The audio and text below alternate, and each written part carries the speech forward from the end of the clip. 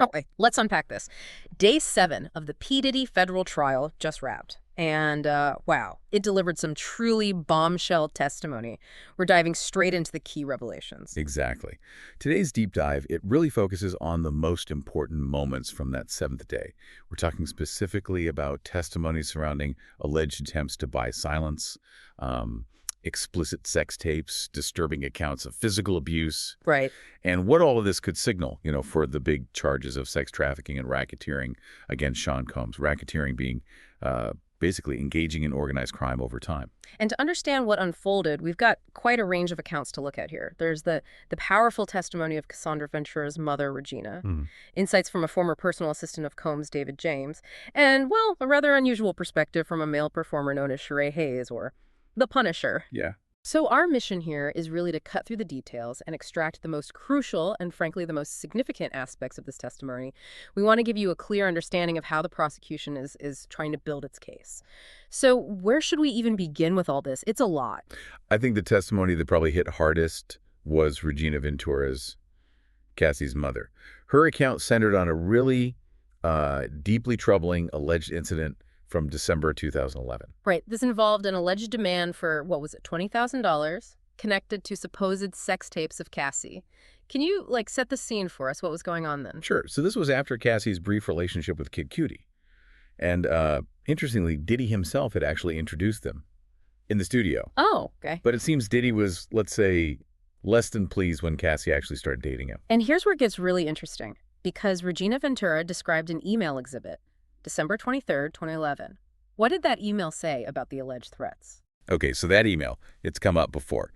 Cassie sent it to her mom, Regina, and also to Capricorn Clark, who used to work with Diddy. And in it, Cassie described these threats from Sean Combs, that's Diddy's cousin. Right. She said he threatened to release 2 explicit sex tapes of her, one around Christmas, one soon after. And even worse, she wrote that he threatened to have someone physically harm both her and Kid Cudi. Oh, my God. And making it clear, she said, that the harm wouldn't come directly from Diddy. So her account, it's direct corroboration for Cassie's claims of abuse and, these attempts to silence her, really strengthens the prosecution's story of control and intimidation. That's incredibly disturbing. So Regina gets this email. What was her immediate reaction to these alleged threats against her daughter? Well, understandably, she said she was terrified for Cassie's safety. According to her testimony, she went out and took out a $20,000 home equity loan because she believed Diddy was essentially demanding this money. Why? Allegedly, because he was angry about having spent money on Cassie now that she was with someone else. Regina's got a check and sent it off to Bad Boy. But then there was a twist with that payment, wasn't there? The $20,000. Correct. Regina testified the money was returned to her just a few days later, maybe 4 or 5 days. With no explanation. None at all, just sent back. But Regina emphasized, even though the money came back, her reason for sending it in the first place was pure fear for Cassie. Okay. And building on that, Regina Ventura also backed up Cassie's claims of physical abuse. That's obviously huge for the prosecution. Absolutely huge. Regina talked about taking pictures of Cassie back in 2011, pictures that showed bruises on her body. Oh, wow. And these photos were shown in court as exhibits. So, visual proof backing up Cassie's testimony about the violence. Regina said this was actually the first time Cassie had ever really opened up to her about the alleged physical abuse. And it wasn't just the photos, right? Regina mentioned some other unsettling things she'd heard or seen. Yeah. She mentioned seeing a blind item online, like gossip, not verified, but it described Cassie being beaten in a car by Diddy. Yeah. And she also testified about seeing a photo, privately, of Mia, who used to work for Diddy. What was that about, the photo of Mia? Well, it was shown outside the jury's presence, which usually means there's a question about whether the jury should see it. Maybe it's prejudicial or something the judge has to rule. Yeah. So we don't know the exact details of what was in that photo or why it was relevant. Got it. Okay. Then the testimony jumped forward a bit to 2016, the phone incident. What happened there? Right. This was around Cassie's 30th birthday. Regina was in L.A. to celebrate with her. She testified that Diddy took Cassie's phone. Just took it. Yep, which led Regina to call the police. Then there was this argument outside Cassie's apartment building, way up on the 17th floor. Damon Butler, Drock, Diddy's security, he was there too, Yeah. maybe trying to keep things calm. And it sounds like Regina didn't exactly keep calm herself during that argument. That's putting it mildly. Regina admitted right there on the stand that she tried to hit Diddy during this whole thing. She was, understandably furious about him taking the phone. Eventually, Diddy did give the phone back. Okay, good. But then, according to Regina, he took Cassie's car instead. Took her car. So how does the prosecution use this? What's the angle on the 2016 incident for their case? Well, they likely presented it to show this pattern, right? Mm. Diddy exerting control over Cassie by taking away her things, her phone, her car. It's a form of manipulation, a way to show power in the relationship. That's probably the argument. It's really notable, though, that the defense didn't cross-examine Regina Ventura at all. 0 questions. What's the thinking there, possibly? Yeah, that stood out. Could be a couple of things. First, maybe they thought questioning Cassie's mom, who probably seemed very sympathetic to the jury, could just backfire badly, make them look like bullies. Yeah, probably. Second, maybe it's strategic. They might decide not to fight her on these specific memories because their main defense is focused elsewhere, arguing that even if these things happened, they don't legally add up to federal crimes like sex trafficking or racketeering. Makes sense. Okay, let's move on to the testimony of Sheree Hayes, a.k.a. the Punisher. This was definitely a memorable part of the day. Who is this guy and what did he talk about? Sheree Hayes, yeah. He's a male exotic dancer. Testified he was hired by both Diddy and Cassie multiple times. His main testimony focused on one alleged encounter, fall of 2012, at Trump Tower. And it's quite something, how he looked in court versus his job title. Right. He walks in wearing a suit and tie, looking very professional, quite a contrast.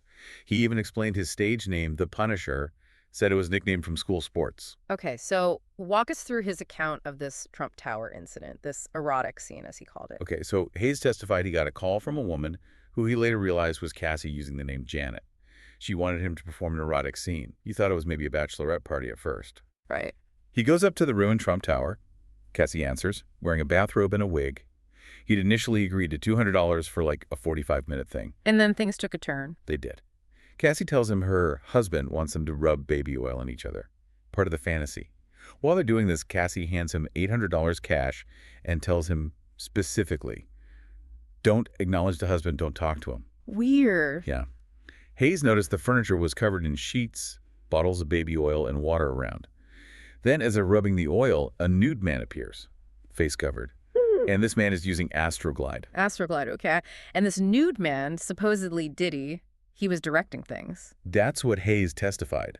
The nude man, who he figured out later was Diddy, was pleasuring himself while telling Kathy how to move, what positions to take. Wow. Hayes said the whole thing lasted about 25, maybe 30 minutes. Afterwards, he got paid another $1,200. And he said he was contacted for similar things maybe 8 to 12 more times after that. The huge question here, obviously, is Cassie's consent. What did Hayes say about that? Did she seem okay with this? Well, Hayes said he wasn't really focused on whether she was enjoying it. He saw it more like they were creating a scene, playing out this fantasy they'd arranged. He did say he saw Cassie sighing at some of the directions from the nude man, and she seemed to be looking to him for cues. There was an objection when he called it a fetish thing, and apparently that got struck from the record. Hayes also mentioned he didn't see Diddy using drugs or alcohol during this, but he did say he felt anxious, having other guy in the room giving directions like that. Understandable. Now, the defense didn't just let this go, right? What did they ask him during cross-examination? No, they definitely went after him. Mark Agnifo, for the defense, asked a lot about his book.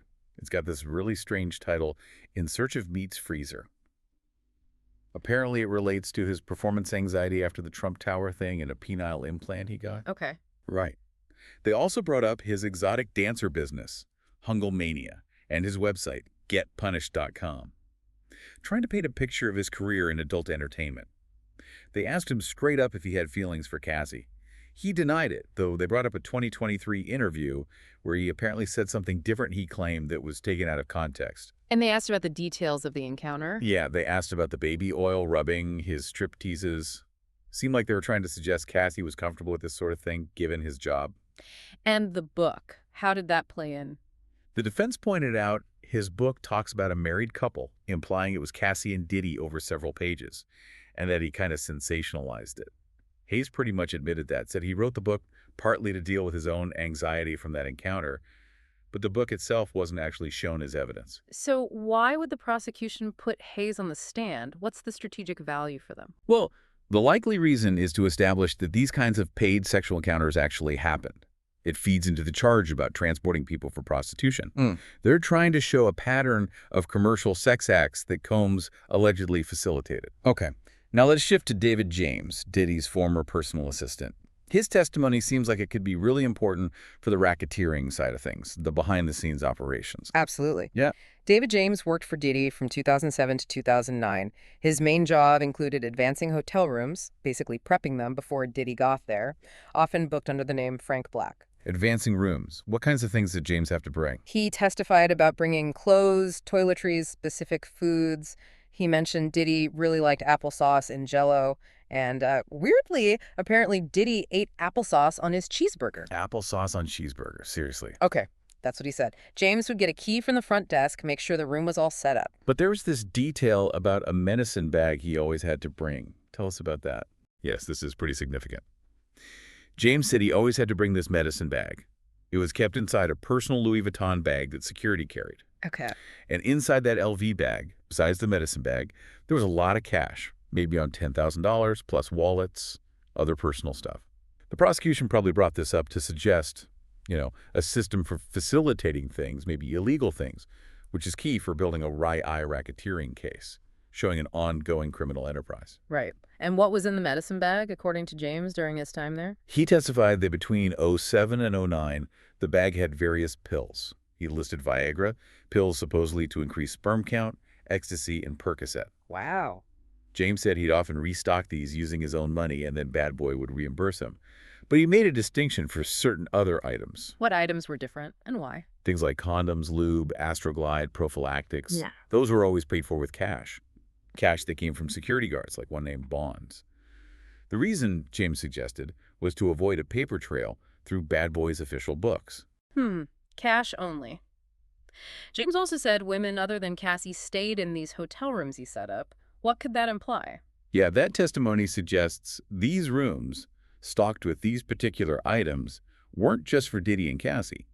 It potentially points to a broader pattern of activity, which could definitely be relevant to charges like sex trafficking and racketeering.